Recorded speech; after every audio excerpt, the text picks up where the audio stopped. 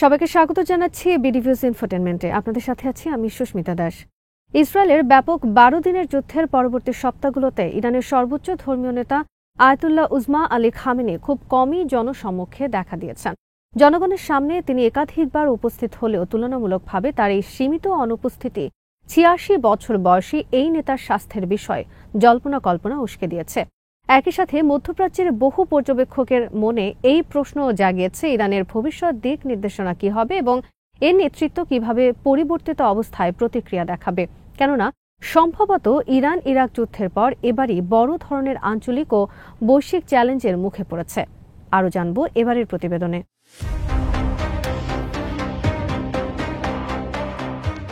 ইরানের ওপর প্রথম হামলা চালায় ইসরায়েল এবং পরে যুক্তরাষ্ট্র এর সাথে যুক্ত হয়।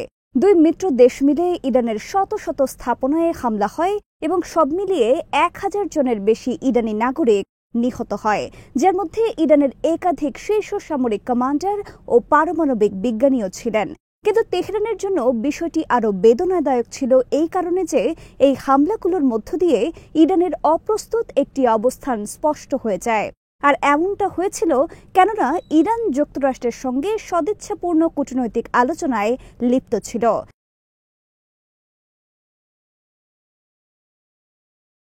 ইরানের সাবেক প্রেসিডেন্ট এবং খামেনির সম্ভাব্য উত্তরসূরি হাসান রুহানি মনে করেন, ইসরায়েল ও যুক্তরাষ্ট্রের এই হামলা আমাদের জন্য ভালো হয়েছে, কেননা আমরা নিজেদের ভুল কৌশল ধরতে পেরেছি এবং সংশোধন করেই এখন এগিয়ে যাচ্ছি।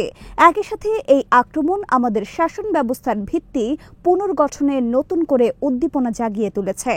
ইরানি ও মধ্যপ্রাচ্যের রাজনৈতিক বিষয়াবলীর গবেষকেরাও মনে করেন, এই সংঘাত ইরানের নেতৃত্বকে নিজেদের পুনঃপ্রতিষ্ঠার এমন এক সুযোগ এনে দিয়েছে যা কোনো ধরনের পুনর্জাগরণের ধারণা বহন করে এবং যা ঐতিহ্যবাহী রক্ষণশীলদের পাশাপাশি সংস্কারকামী ব্যক্তিদেরও সন্তুষ্ট করতে পারে।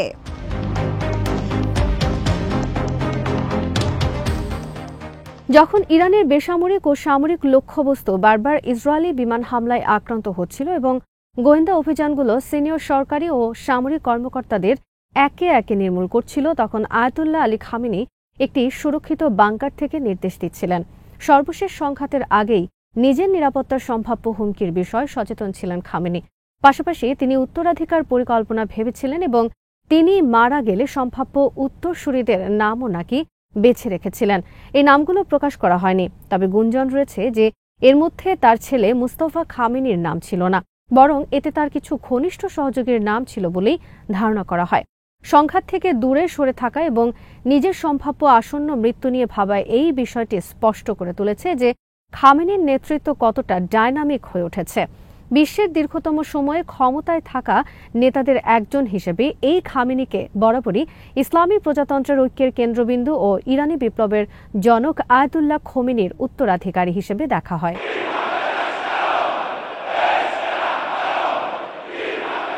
যদিও খামেনি এখনো যুদ্ধ পরিচালনায় আনুষ্ঠানিক প্রশংসা পেয়েছেন, তবে কিছু কিছু সমালোচক ইসরায়েলের সঙ্গে সংঘাত মোকাবেলায় তার কৌশল নিয়ে প্রশ্ন তুলেছেন।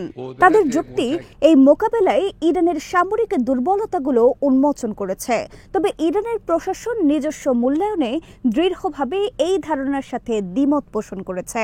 কিছু সমালোচক আয়াতুল্লাহ খামেনির বার্ধক্য এবং কট্টরপন্থী অবস্থানকে দেশের রাজনৈতিক ও অর্থনৈতিক পুনরুজ্জীবনের পথে বাধা হিসেবে দেখছেন।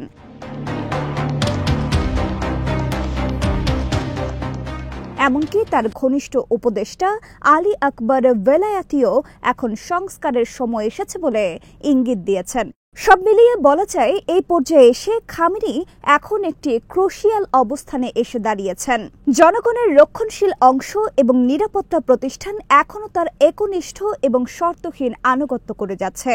একই সময়ে যুদ্ধ পরবর্তী পরিস্থিতি এমন এক সংস্কারের সুযোগ সৃষ্টি করেছে যা ইসলামী প্রজাতন্ত্রের ভবিষ্যৎ সুরক্ষিত করতে পারে, সামাজিক চাপ কমাতে পারে এবং কূটনীতি ও বিনিয়োগের দরজা আবার খুলে দিতে পারে।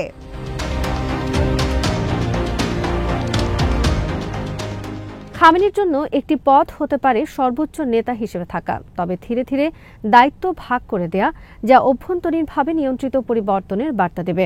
আরেকটি আরও নাটকীয় বিকল্প হতে পারে পোপ বেনেডিক্ট ষোড়শের উদাহরণ অনুসরণ করা। আনুষ্ঠানিকভাবে পদত্যাগ করে নিজের আধ্যাত্মিক ও প্রতীকী অবস্থান ধরে রাখা, লিডার এমেরিটাস উপাধি গ্রহণ করা এবং দৈনন্দিন ক্ষমতা এমন একজন উত্তরসূরির হাতে তুলে দেওয়া যিনি ধীরে ধীরে পর্যায়ক্রমিক সংস্কার শুরু করবেন। এভাবে ধাপে ধাপে ক্ষমতা হস্তান্তর ব্যবস্থা নিজেকে মানিয়ে নেওয়ার সুযোগ দিতে পারে, তরুণ অভিজাতদের রাজনৈতিক জায়গা দিতে পারে এবং নীতি ও কৌশলের পরিবর্তনও এমনভাবে চলতে পারে যাতে জনগণের বিশ্বাসযোগ্যতা না হারায়।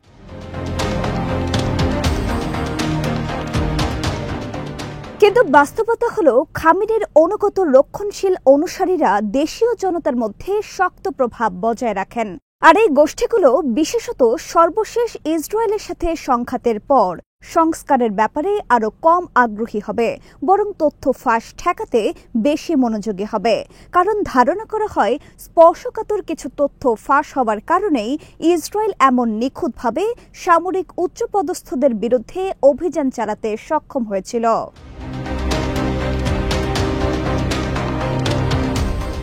তবুও সরকারের অবস্থান বিবেচনায় সংস্কার অবশ্যম্ভাবীভাবে আবার আলোচনা এসেছে।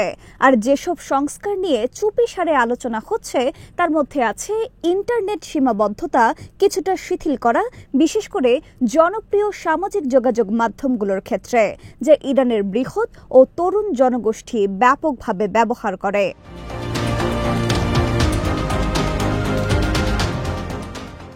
ডিজিটাল জগতে প্রবেশাধিকার এখন শুধু সাংস্কৃতিক ও অর্থনৈতিক বিষয় নয়, বরং প্রজন্মগত সংস্কৃতির একটি সূচক হয়ে দাঁড়িয়েছে। 2022 সালে মাহসা আমিনি কথিত মোরালিটি পুলিশের হাতে আটক ও পরে মৃত্যুবরণ করেন, যার ফলশ্রুতিতে ইরান জুড়ে ব্যাপক বিক্ষোভের জন্ম হয়।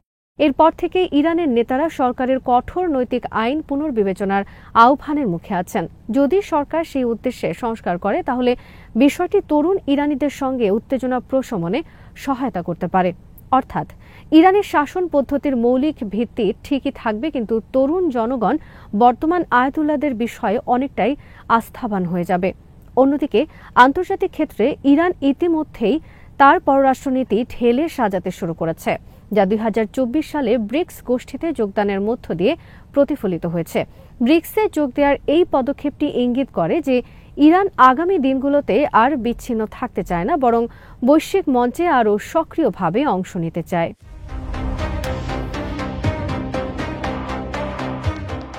ইরানের ভবিষ্যৎ পদক্ষেপগুলোর মধ্যে থাকতে পারে অন্যান্য আন্তর্জাতিক প্রতিষ্ঠান ও সংগঠনের সদস্যপদ চাওয়া, যার বিনিময়ে আঞ্চলিক ও বৈশ্বিক বিষয়ে প্রতিশ্রুতি দেওয়া, পারমাণবিক তদারকি সংস্থা ও নিয়ন্ত্রক সংস্থাগুলোর সাথে ইরানের সহযোগিতা আরও বাড়বে। যদি ইরান তা করতে পারে তাহলে ইরানের সামনে বিনিয়োগের সুযোগ ও বাণিজ্যিক অংশীদারিত্ব উন্মুক্ত হতে পারে, যা বহু বছরের যুক্তরাষ্ট্র আরোপিত নিষেধাজ্ঞা ও বিচ্ছিন্নতায় দেশটির ক্ষতিগ্রস্ত অর্থনীতিকে পুনরুজ্জীবিত করবে।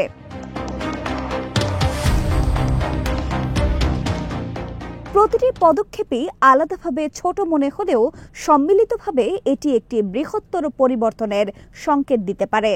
তবে হঠাৎ করেই সম্পূর্ণ রূপান্তর নয়, বরং সতর্ক অভিযোজন বা ধীরে ধীরে পরিবর্তনটাই ইরানের জন্য বেশি যথাযথ হবে। মূলত এই সবগুলো পরিবর্তন বা সংস্কারই ইরানের পারমাণবিক কর্মসূচি সংক্রান্ত সবচেয়ে জরুরি আন্তর্জাতিক প্রশ্নের সঙ্গে সম্পর্কিত, যা যুক্তরাষ্ট্র ও ইসরায়েলের হামলার পরেও এখনও আগের মতোই অমীমাংসিত রয়ে গেছে। তেহরান এখনও জোর দিয়ে বলে যাচ্ছে যে তাদের পারমাণবিক উচ্চাকাঙ্ক্ষা সম্পূর্ণ শান্তিপূর্ণ ও বেসামরিক এবং তারা এটি বন্ধ করবে না।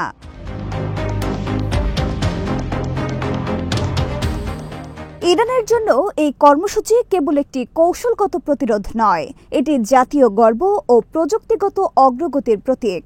বর্তমান সর্বোচ্চ নেতা বা ভবিষ্যৎ উত্তরসূরি যেই থাকুক না কেন, এই বিষয়টি রাষ্ট্রের পরিচয় ও দীর্ঘমেয়াদী দৃষ্টিভঙ্গির কেন্দ্রবিন্দুতে থাকবে। ইসরায়েলের সঙ্গে সাম্প্রতিক সংঘাত চলাকালে পারমাণবিক অস্ত্র বিস্তার রোধ চুক্তি থেকে সরে যাবার হুমকি দেওয়ার পরেও ইরান এখনও চুক্তি স্বাক্ষরকারী এবং দাবি করে যে তাদের পারমাণবিক কর্মসূচি আন্তর্জাতিক আইনের সীমার মধ্যে পরিচালিত হচ্ছে।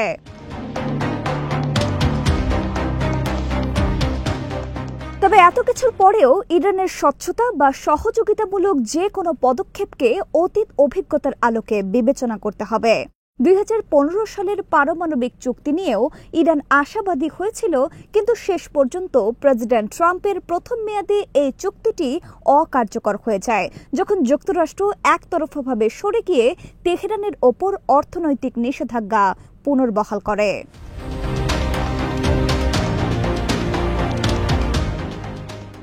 চুক্তি ভেঙে পড়ার পর ইরান একাধিক গোপন অভিযান ও সামরিক হামলার টার্গেটে পরিণত হয়। ইসরায়েল বেশ কয়েকবার ইরান ও এর মিত্রদের উপর হামলা চালায়, যুক্তরাষ্ট্র তাতে সহায়তা করে। এমনকি নিহত জেনারেল কাসেম সোলাইমানির ক্ষেত্রে যুক্তরাষ্ট্রেরও ভূমিকা ছিল। এই ঘটনাগুলো তেহরানের নেতৃত্বের মধ্যে পশ্চিমা প্রতিশ্রুতির নির্ভরযোগ্যতা ও সমঝোতার ভবিষ্যৎ নিয়ে সংশয় তৈরি করেছে। ফলে ইরান যদি উন্মুক্ত ও সহযোগিতামূলক অবস্থান নেয়, তাহলে যেমন নিষেধাজ্ঞা শিথিল, বাণিজ্য পুনরুদ্ধার এবং আন্তর্জাতিক বৈধতার পথ তৈরি হতে পারে, তেমনি যুক্তরাষ্ট্র ও ইসরায়েলের বিরুদ্ধে ইরানের আত্মসংজ্ঞায়িত প্রতিরোধমূলক অবস্থানকেও দুর্বল করে ফেলতে পারে। দিন শেষে ইরানের ভবিষ্যৎ সংস্কারের অনেক কিছুই খামেনির ওপরই নির্ভর করছে, কেননা পররাষ্ট্র ও অভ্যন্তরীণ নীতি বিষয়ে তিনি চূড়ান্ত সিদ্ধান্ত দেন। ইসলামী বিপ্লবের মূল দর্শন রক্ষা করে দেশকে প্রয়োজনীয় পরিবর্তনের দিকে ধীরে ধীরে এগিয়ে নেওয়ার মাধ্যমে তিনি এই পরিস্থিতির একটি সুন্দর সমাধান করতে পারেন। আজ এখানে শেষ করছি। সমরাস্ত্র, প্রতিরক্ষা ও কূটনীতির নানা তথ্য জানতে চোখ রাখুন বিডিভিউজ ইনফোটেইনমেন্টে। চ্যানেলটি ভালো লাগলে সাবস্ক্রাইব করুন, সংযুক্ত থাকুন আমাদের ফেসবুক পেজে।